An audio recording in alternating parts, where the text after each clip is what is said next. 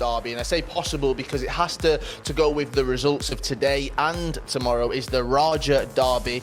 Now, Mike LaBelle, looking at these two, and again, teammates, it's exciting. We are starting with the same game that we're ending with, so this should be interesting, and it's gonna be even more interesting to see which type of Puga do we get. Do we get that game one Puga who was unable to find the back of the net, got shut out 1-0, or do we get the Puga that we just saw last game? Based off of his interview we just saw, I think he's ready to go. He knows what he has to do. He said the first one he was a little cold. It was a warm-up game for him, so this is it.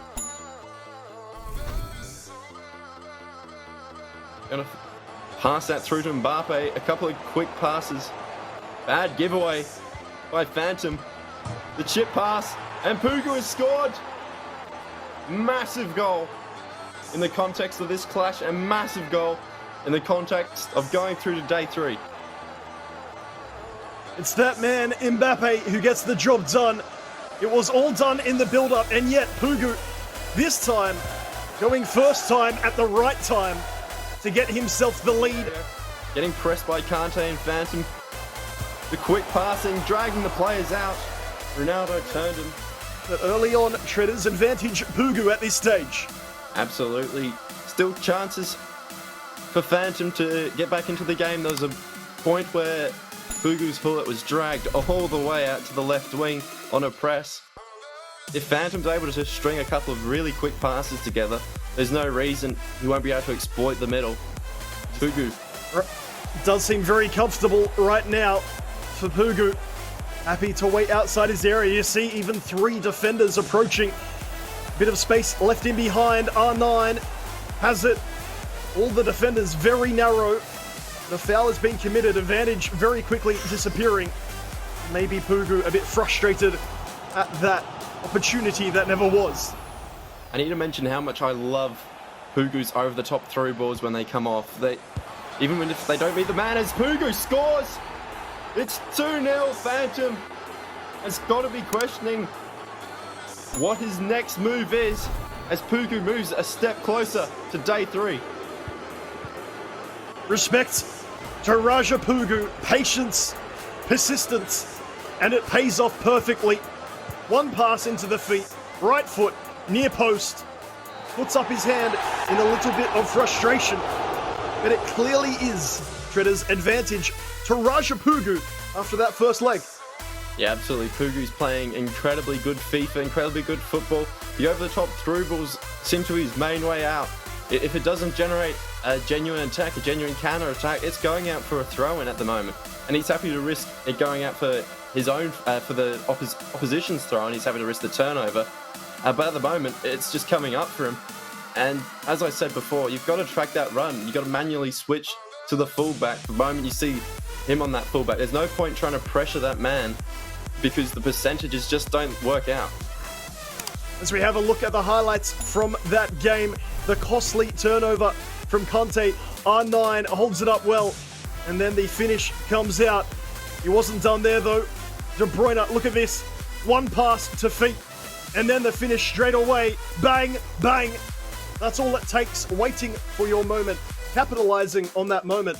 I also think, Treaders, the over-the-top lofted through balls, what they're doing, they're putting doubt in Phantom's mind. He doesn't know. Sometimes then he does actually switch to his fullback, drag that player back, and all that means is there's more space for Pugu to play in and try and become the Summer Cup Series Asian champion. They need to win this game, and it's Pugu who fakes with the right, switches onto the left, and finishes with aplomb. Another early goal, this time in the second leg, and that makes it 3-0 on aggregate. Wow, Pugu with the composure through the roof. Phantom was terrified of that attack once it started to create itself. The thing I'm noticing with Pugu even more, he loves to bring that hullet forward. He might manually bring him forward on the ball, but it's not enough what that Phantom is doing because he's just getting outnumbered as if it's a 3-5-2 or any kind of overload formation, and he's getting caught in a 5-on-4 situation. happy to play it back and retain possession. It's not what he needs to do with the crossing. He doesn't need to start whipping in long balls, because that's just going to make him incredibly vulnerable on the counter attack. As we see that over the top through pass from Pugu coming through, turns one way, cuts it back, and a huge challenge from Phantom to stay in this contest. Last roll of the dice. The Scars Phantom. All bodies forward now, surely. Fullbacks included. Bullet has a man out to his left. He ran offside and then tried to play it through the middle. He does get the ball back here. Ronaldinho sizes up his opponent. Goes straight past him. But Mendy, with that strength alongside that pace, gets it done.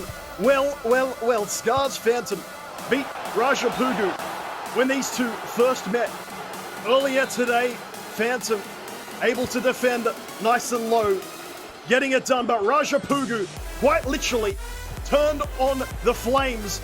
He's warmed into this tournament. He warmed into this contest, and it is he who will advance as we say farewell to Scars Phantom. Shredders, in summary, an incredible effort from Raja Pugu to really stake his claim in this tournament. Yeah, absolutely. Pugu played incredibly well across both of the legs. Phantom just couldn't get it going. He turned it on at times when we saw him going forward with the attacking fullbacks, but Pugu was solid enough at the back to see him off. Well, that's what I said was going to happen. He was warming up. Now he's on fire. And you do not want to meet Pugu in a different or a later stage of the tournament now that he's guaranteed himself pushing on to Thursday. And it was huge for him scoring early and definitely scoring first, because he didn't have to deal with the questions you start to ask yourself. You see the opener goal. Just barely touches the post on its way in. And the longer a game goes and it stays low scoring, you start to say, okay, is Phantom going to leak out and get a good counterattack? Is this going to be another one of those games? You see another turn, finish, relatively simple there, unlocks the space. Cristiano Ronaldo turns to the inside. That is a bread and butter location. It is indeed. Jake, what did you make of this? Because that first game, it set the tone, I felt, for Raja Pugu. He was all out on the attack, managed to get those early goals. Coming into this second leg, again, we just saw that he was relentless. Pugu's going to be kicking himself. I think by far the better player in the second game, and he definitely wishes he had that first one back, because had he won the first one, played like he did right here in this second game, he could be sitting as the winner of Group A and could be sitting pretty going into Thursday. Instead, he's got to take that long route. He's going to go in to the loser semifinal on Thursday. It was a rough one in game one, but he came back and ended the day super strong, and he's going to be looking to carry that momentum into Thursday. So impressive stuff from Pugu. You can see here 5 shots on targets for him. Definitely, by far, I thought the better player in this one.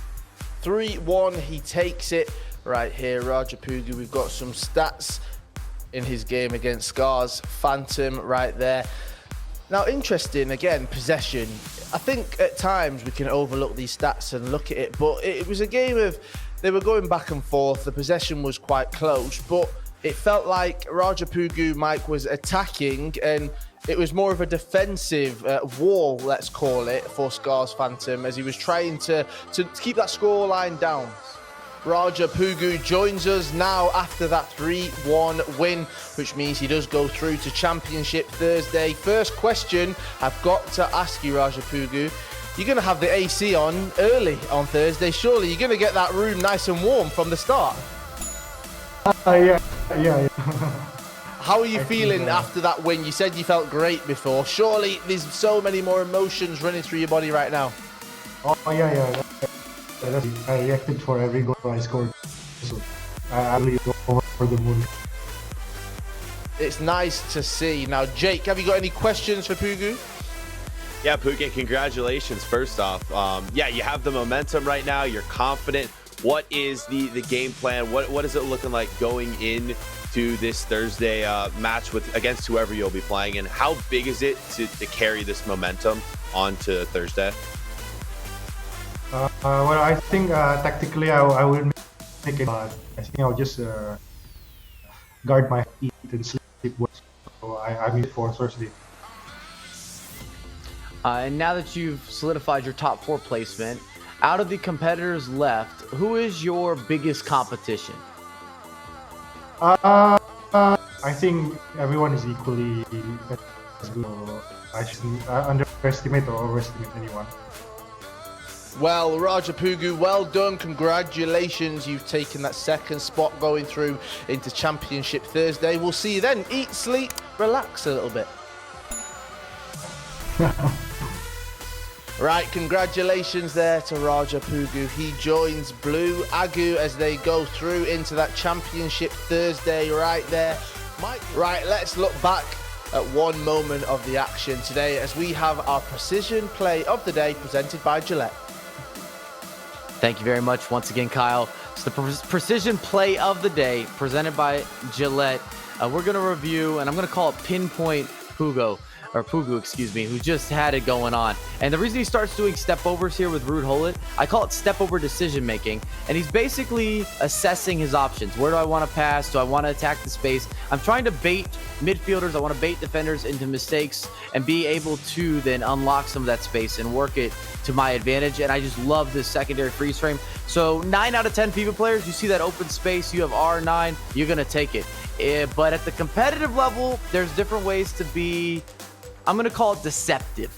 And this is a great example of being deceptive. He uses a first time fake shot, goes the reverse direction. It's not something that you're expecting. Everything says that's not what's going to happen. And you've already built up so many different instinctive choices, especially on the defensive end, that it's hard to make that adjustment when somebody is able to kind of twist their footwork. And it's just a beautiful usage of the fake shot. And with a 5-star weak foot, R9 is not going to struggle.